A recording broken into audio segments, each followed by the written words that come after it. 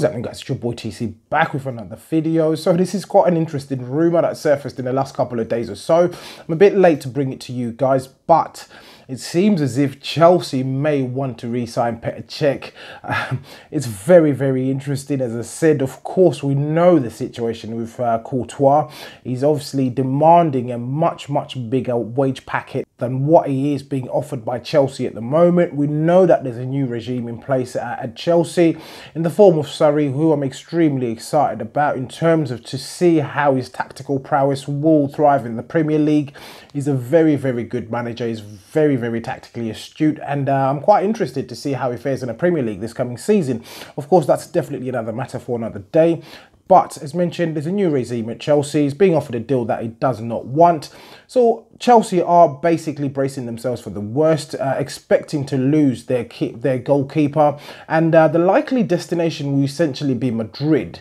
So it most likely will be Real Madrid. Of course, we know he was at Atletico Madrid for 2 seasons and he did absolutely magnificently well there. So he knows the culture, the footballing culture over in Spain. And I won't be surprised if Real Madrid put a bid forward. Reports are suggesting that Real Madrid want to put a bid forward of about 40 million euros in order to lend Courtois back to Spain, but I don't think Chelsea will budge in terms of selling. Of course, his contract is due to come up in the next season or 2, so I'm not too sure what the length of his contract is, but there's an implication to this particular move. Chelsea will then need to go out into the market to find a replacement. So we know Liverpool have recently signed or are on the verge of signing Alisson from Roma for a world record fee for a goalkeeper, which is absolutely crazy in my opinion. They've gone out and paid £60 million for a keeper. Of course, we know their struggles from the Champions League final last season in terms of Carriers, how he actually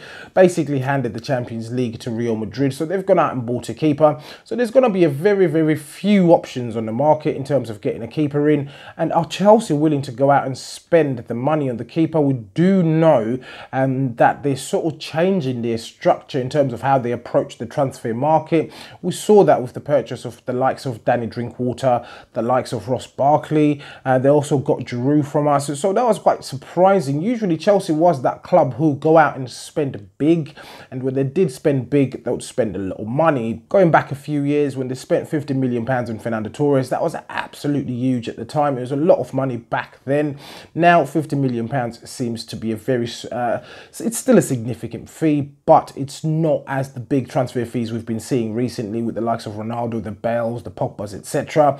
So Chelsea are certainly changing their approach. To me, it sort of means that they may be forced to go for a second tier keeper, if you like, in the form of Petr Cech. They are also linked with the Leicester keeper, Kasper Schmeichel, who's 31 years old.